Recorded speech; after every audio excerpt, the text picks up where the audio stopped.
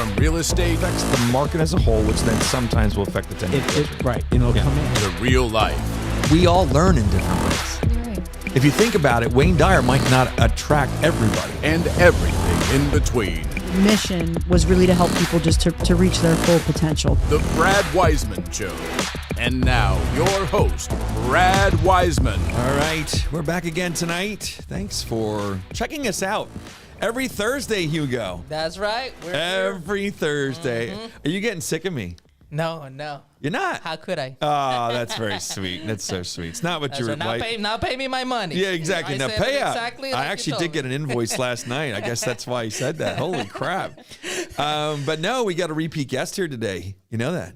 Yes. Yes. It's actually very interesting because she was here just a little bit ago. I'm going to say a couple months ago. And she was going up for a candidate to be judge, Common Pleas, I believe it is, Common Pleas judge for Berks County. She actually won the Republican candidacy for Common Pleas judge. And she will be going up against Eric Taylor, who is the Democrat candidate. So, Kathryn Lehman, welcome back to the studio. Thank you so much for having me back. Yes, this is great. So, congratulations. Thank you. Yeah, so we've talked a little bit since then. Couple different places we've bumped into each other, and that had to be an incredible night. It was. Yeah, it's stressful, Yeah. but very rewarding. Yeah, and we are just happy to be on the other side of it. yeah, Yes. I bet. Did you think that you would win? You won by a pretty good amount, I would say. Did I think that I was going to win? Well, you're gonna go. You go into it winning. I would think you're gonna win. You're gonna win. But was there a time that night where you thought you weren't gonna win? So I did my very best not to ever look at any of the numbers until they were pretty close to being in. But we had a watch party, and when we had our watch party, I went in and I said to all my family and friends that were there, whether we win or lose tonight, I'm really proud of the campaign that we ran. Sure. I'm really proud of the work that we put in from people that we met who were like, hey, how can we help? Like, you seem like an awesome person. And that just really meant a lot to me. Yeah.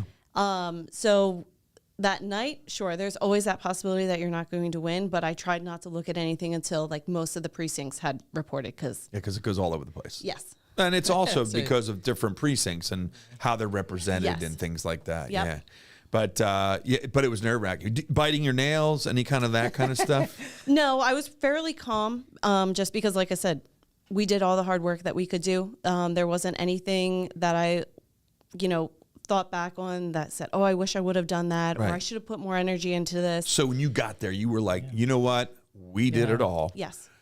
If this doesn't happen, it doesn't happen. That's You a gave great it- feeling yeah. to have, Yeah. to know it Yeah. that you gave it your best. Yeah, exactly, because you can go to bed at night. Yeah. Yes. Knowing and, it. and so when my husband and I decided that we were going to do this campaign, we said, we are going to run a clean campaign. We are going to run a professional campaign, and we're not going to ruin our reputations. Yeah. We both have very good reputations in the community, and this campaign is going to be a reflection of that.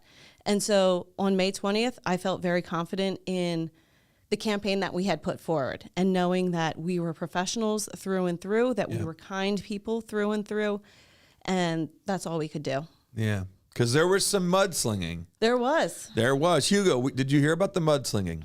What mudslinging? What mudslinging? Do you know what that means? Yes, I think so.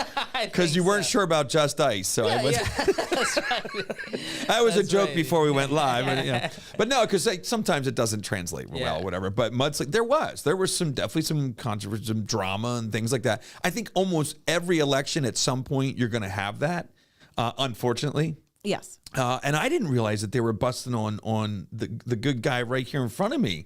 That's unbelievable. What could anybody bust on Guy for? Well, I'm not sure. One, he's not running for anything. So This is true. That's right, yeah. He'll run from something, but not towards it, right? Well, he also Although you runs- used to run towards I was things. going to say, he generally is running towards danger, which Are we're you very still- appreciative Yeah, of. that's right. Are you still like a cop or a fire department or what? You're all that. He's with the sheriff's office. He's the So captain. you do run towards He's stuff. the captain of the warrants and the canine Oh unit. my so gosh, yeah, he good for runs you. towards a lot of Very serious I run situations. away. I run away from that stuff. That's what I do. That's okay. That's yeah, what you it's would all right. It's prefer. all right. That's exactly right. So what were you talking about there? Oh yeah, there was mudslinging and stuff like that. How did that calm down right after the election then? Yes. Yeah. Okay. And that felt very good. My campaign never participated in any Yeah. mudslinging. We were never part of it. We never said one bad word about any other candidate. And that was something that we said from the very beginning. Yeah. When we decided to run, I said, I don't do that in my personal life. I'm not going to do it Yeah. in this campaign. And that was something that my team, I made stick to. So that was the worst part of running. And every morning I would wake up and the first thing I would do was check Facebook, and it was for negative comments. And Yeah. that's really a shame. It's because again, I'm not running on anything other than my qualifications and experience. And if that resonates with the public and they want that in their next judge, that's all I can do. Absolutely. So that really, the mudslinging really takes effect on a person. And, you know, they say, As much as you try and ignore it, right? absolutely. People can say ignore it, but it really, I'm not a terribly emotional person in that kind of aspect, but it still weighs on you. And random people would say F you, like send emails saying F you. And of course they were anonymous, but like, That's crazy. Yeah. you know, It's not I don't even necessary. know you. It's not necessary. Yeah. And also, I think sometimes when you when somebody is dissing somebody that you care for, you know, it's a lot of times you can take it yourself if it's about you. But when you start busting on, they always say, like, as somebody, it's a parent.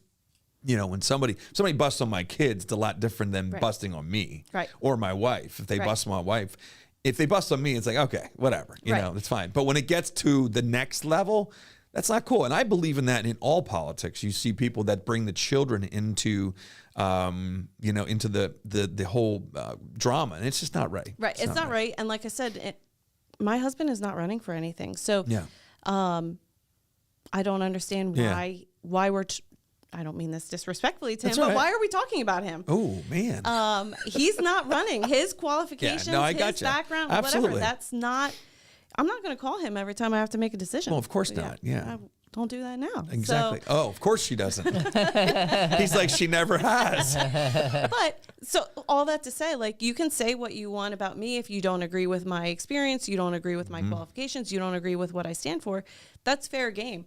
But he doesn't have the voice. He's not coming on your podcast to explain his side of the story. And so I think that's really unfortunate way of politics. You know what was interesting too, I saw during the last, when you've gone through the elections, is sometimes even you're not even stirring the pot for the other candidate. It's people that are supporting you that stir the pot. Yes. And you really can't control that. Right. That's a little tough. But it's like it's anything in life. If you can't control it, then what are you going to do? That's the way it is. Right. That's the way it is. So moving on. So the mudslinging question's over with. We're done with that. So when's the next election? November 4th. November 4th. Yes. What is it? The first Tuesday after the first Monday?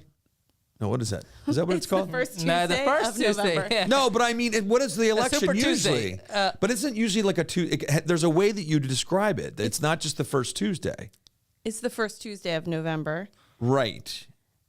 There's I'll Maybe have to you're look. thinking I'll of have a to look different into election, that. maybe. Well, maybe it's the general election I'm thinking of, the Yeah, presidential. yeah, There's something maybe to a do with different that. election. Oh, no, I'll have to look at that. I'm going to look that up. There's something to do with that. We'll bring that up on another podcast.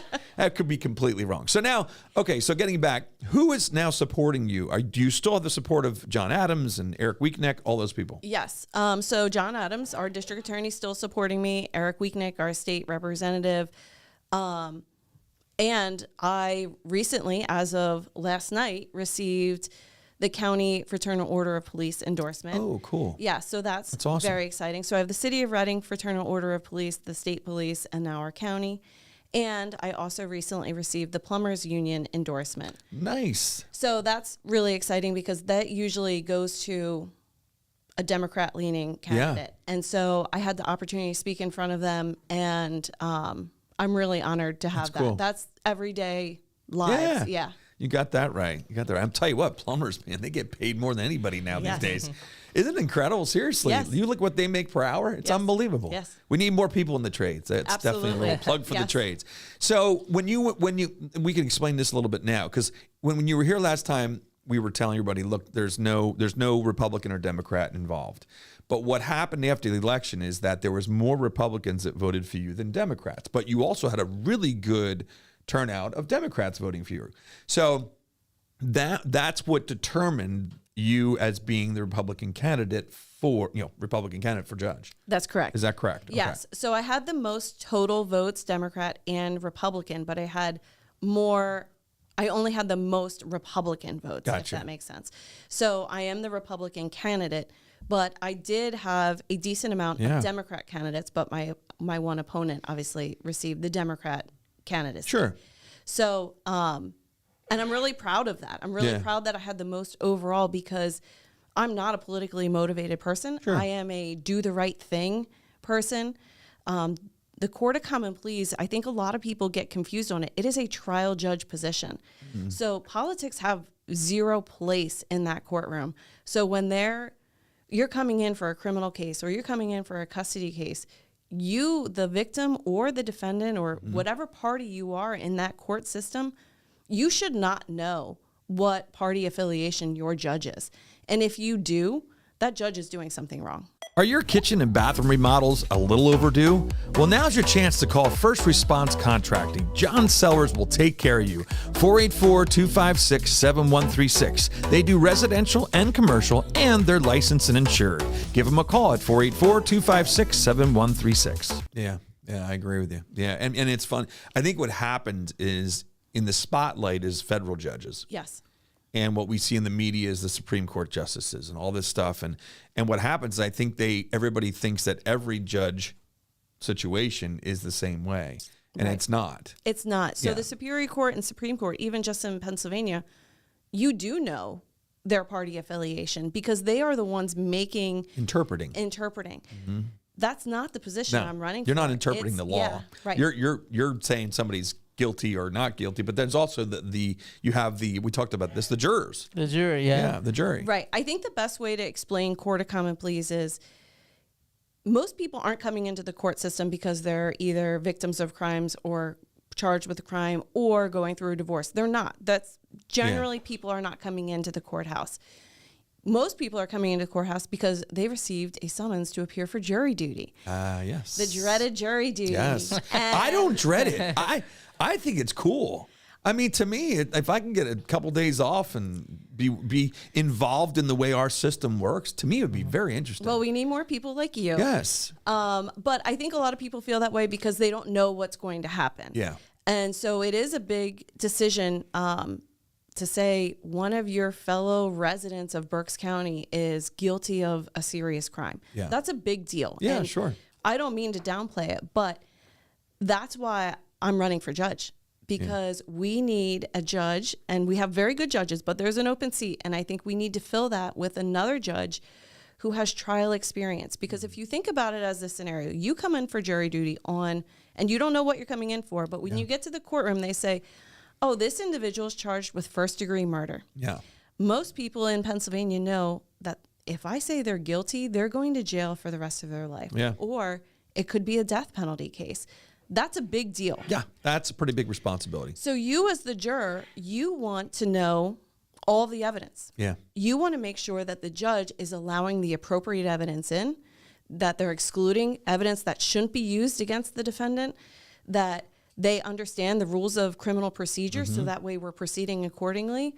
And that when it comes time to listen to the jury instructions on the law and put the facts with that law, that you have a judge who can explain it, because it's a big deal to say guilty or not guilty. Guilty for that person who's facing that charge, and not guilty for the victim and their family. Yeah, that's huge. A huge weight on somebody. And I don't think you get a judge who hasn't done those things in court in front of a jury before. Yeah. So I practice the rules of evidence every single day. I go to court every day and I'm held to a standard of being able to admit evidence. And it's not just like, hey, I want to introduce this and I don't have the right people and the rules don't allow for it. You have to know, and you have to be able, a judge has to be able to make a decision on the spot and make sure it's going to hold up by the Superior Court. Yeah.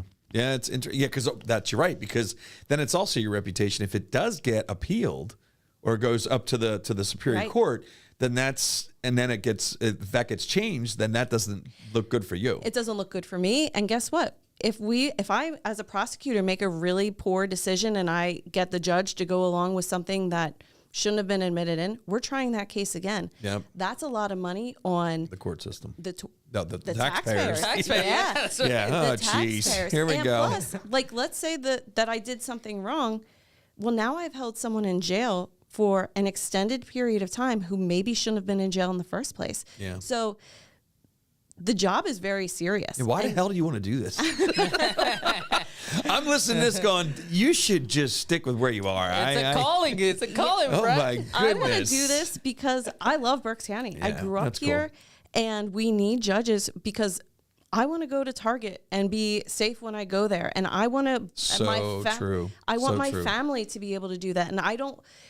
During this campaign, people are like, "Oh, well, all the crime happens in the city." That's No, not it doesn't. true. No, and happens we everywhere. need to be able to be safe, and the only way we can do that is by holding people accountable. Now, accountable means a lot of different things, but it always means taking ownership for whatever mistake you made. Yeah. And It's so- interesting you said about I always look in the newspaper when there's these big drug busts, things like that. And it's amazing how many people don't live in the city. Yes. In those drug busts. You'll see absolutely. Sinking Spring. You'll see Wilmersdorf. You'll see Robizonia. You'll see all these different places. And it's amazing. But a lot of them are not in the city. Right. They're your neighbor. They're and your you next don't door even know neighbor it. that you Yes. have no idea. Yes.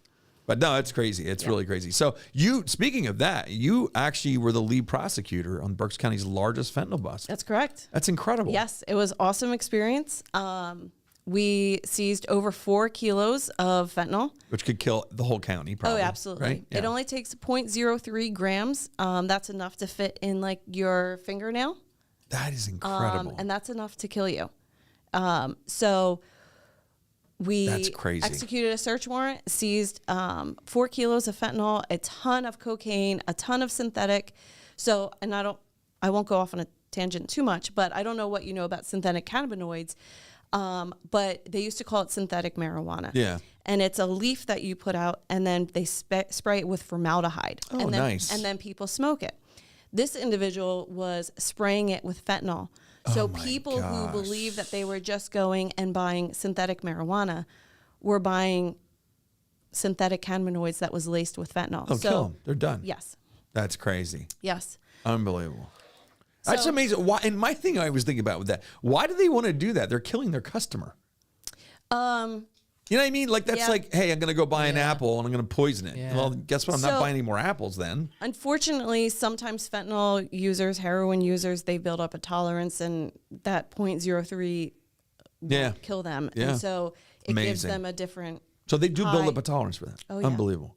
You know what? As you were saying that maybe if I was a drug dealer, the reason why I will do that is to introduce you to the drug, Yeah. maybe to get you hooked into Yeah. that. Yeah, I get it. know, Yeah, I and don't that's what they do. It's We don't need any new ideas. I'm sorry. so Hugo's going to be I going know. to rehab next week. That's right. Oh my goodness. No, that's very interesting. Very interesting. So so you're a candidate. You're the guy that you're going against. Okay. Yes. What are the differences between the two? I think a lot of this is the trial experience that you're bringing up. That you have that experience, and your opponent does not really have that kind of experience. That's correct. Is that correct? Yeah. So we both worked in the public defender's office. Yeah. I worked there for 5 years. I don't know exactly how long. He was over 5 years. Yeah. But I don't know exactly his years. And then I went to the district attorney's office, which is a different transition. But that kind of plays into my social work background that we talked a little bit about Yep. last time. Yeah. And so I'm the only candidate who's been a district attorney. I'm the only candidate who's held individuals accountable for their actions, Yeah. who's prosecuted a case. And the big thing about that is whenever I go into the courtroom, I have the burden. The Commonwealth always bears the burden of proving someone guilty. And that's not an easy task. And Yeah. I don't mean to pat myself on the back, but it's not an easy task. And I think even more importantly is all of my convictions have been upheld on appeal, meaning they've been found guilty by a jury. That's That good. individual appealed, And the Superior Court said, nope, the law was correct and what I did was correct. And so I think that's really my biggest selling point on me is I'm following the law as it's written every single day. Like, again, this isn't a political thing for me. This isn't a stepping stone. This is what I do every day. You've been practicing this. Practicing it in the district attorney's office for over 9 years. As opposed to when somebody, I mean, I know that your opponent, I guess, is, what is it called? A magisterial? What called? Yes. Is that the district? Is it a district court or something? Yes. So magisterial district justice is just so we know the difference yeah. between the two. Magisterial district justice is the lowest level. Then it's the Court of Common Pleas, and then it's the Superior Court and Supreme Court in Pennsylvania. Magisterial district judge, they're all throughout Berks County. Yeah. In your area that you live. That's where I used to go to evict tenants.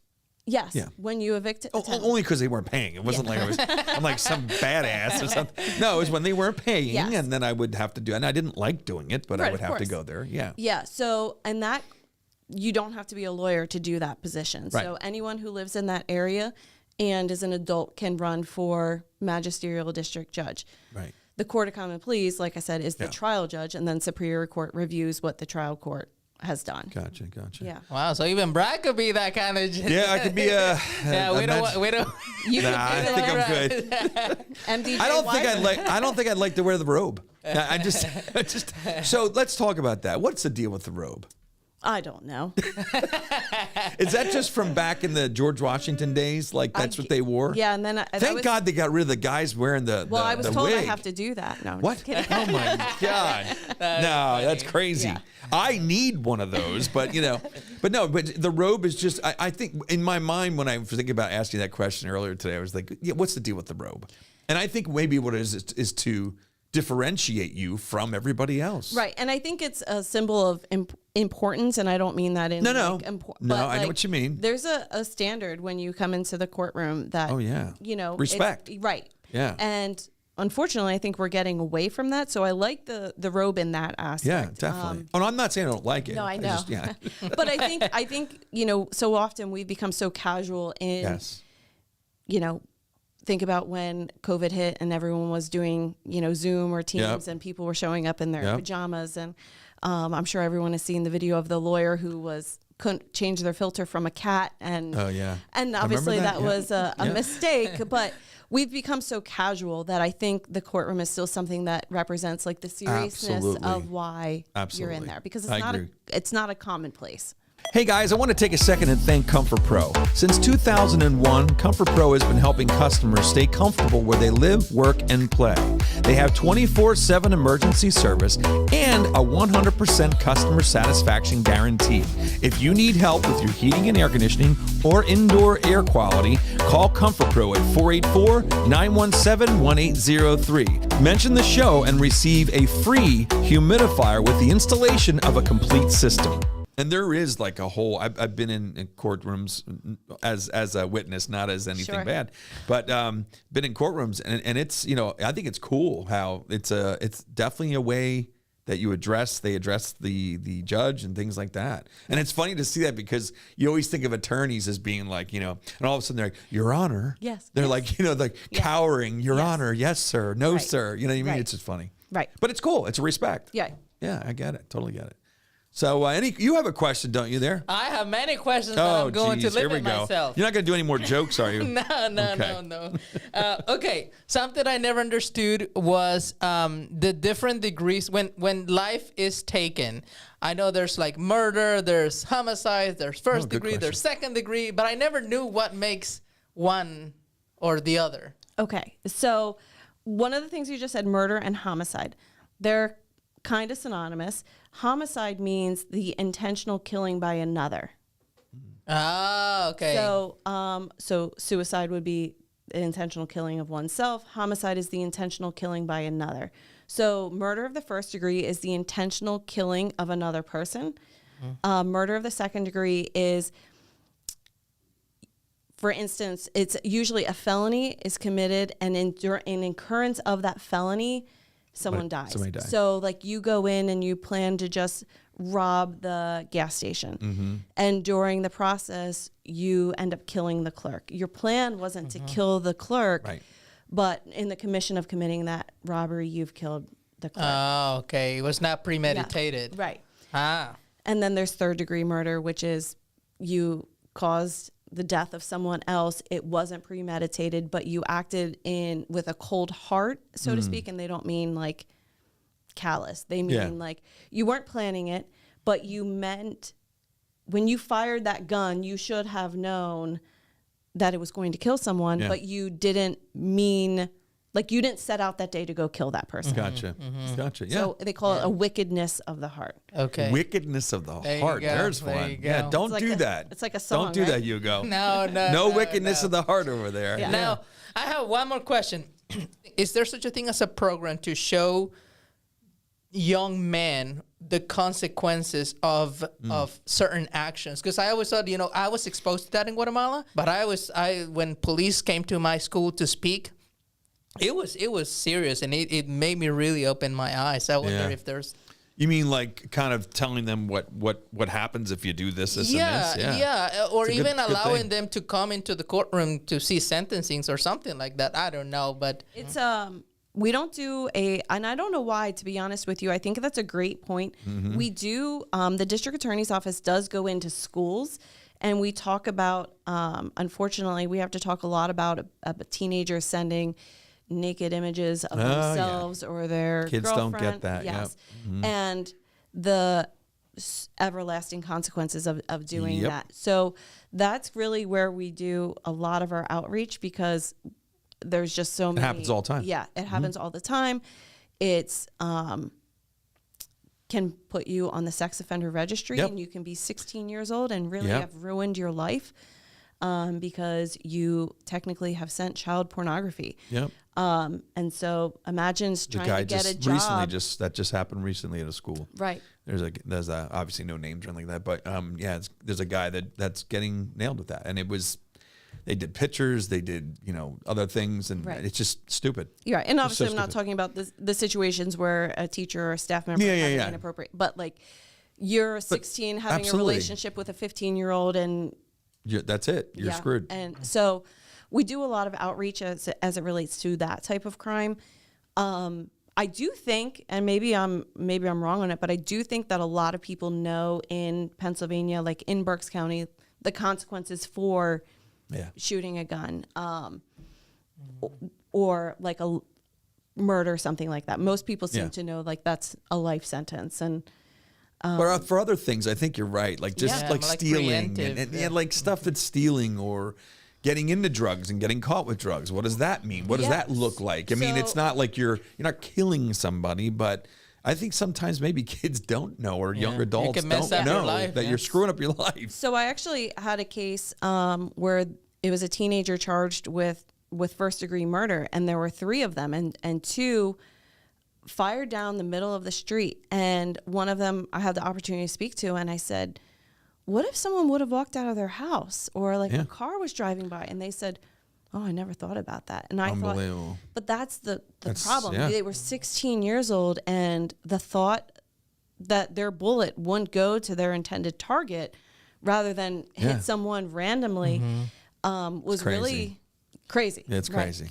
Kathryn, one last question. I know one last question. So are you, either as a prosecutor or as a judge, will you have the opportunity to talk to that person, whether it's the perpetrator or the victim, not as an official position, but just from human to human? Are you, as a prosecutor, allowed to say, hey, to give a personal message or to have a personal conversation?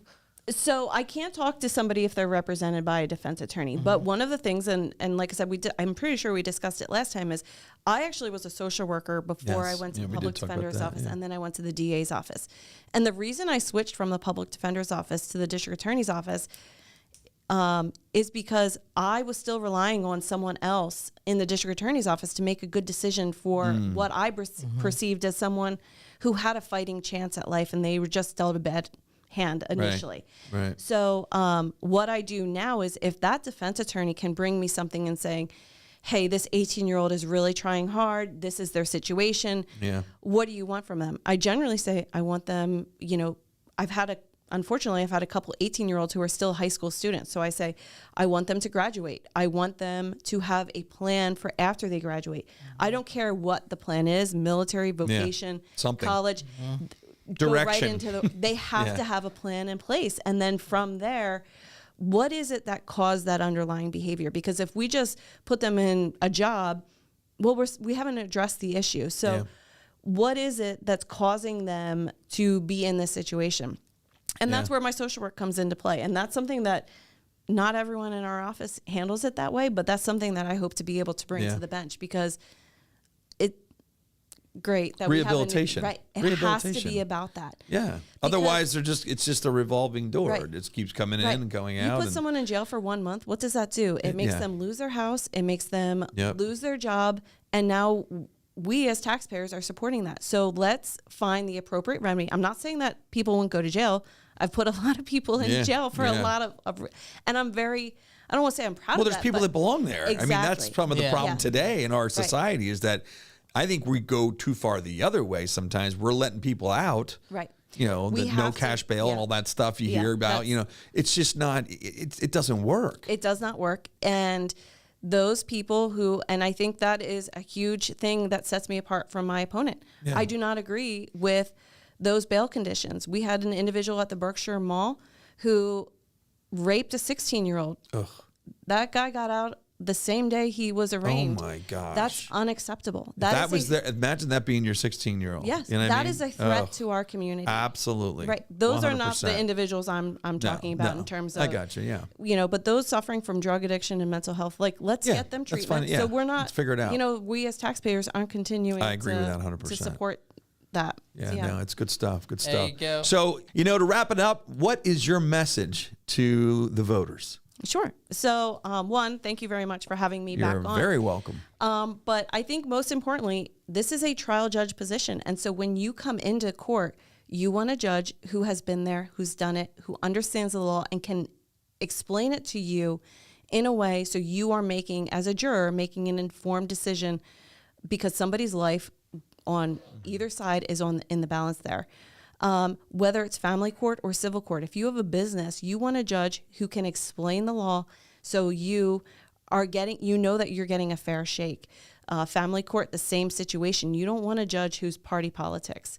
And you want someone who has held the burden and owned the burden and done it successfully. And again, my convictions have never been overturned. I've been involved in over 50 murder cases. Wow. That's a lot of murder cases. Too many. Yeah. Yeah. And so I think that trial experience really sets me apart from my opponent. Yeah. And I think, again, like I said, well, like you said, we can't have these cash bail situations. We need to be, you know, holding individuals accountable. And absolutely. Yeah. Well, I think, I mean, you got my vote. I think we said that before. You got my vote. I appreciate you coming back too. Thank you. And I wish you the best. November 4th. November 4th. Get out and vote. And that's everybody in the county can vote. Absolutely. Everybody in the county. Democrat, independent, Republican. Doesn't matter who you are. Doesn't matter. Just they can pull the lever for you. Absolutely. Please Awesome. do. Sounds good. Thank you. We will be doing that. All right. That's about it. Make sure you vote for Kathryn Lehman, Republican candidate for the Berks County Common Pleas judge. I think she's going to get it. I think she's in good shape. What do you think, Hugo? I think so too. Yeah, I think so. All right. That's about it. Come see us every Thursday, 7 p.m. right here, the Brad Weisman Show. All right.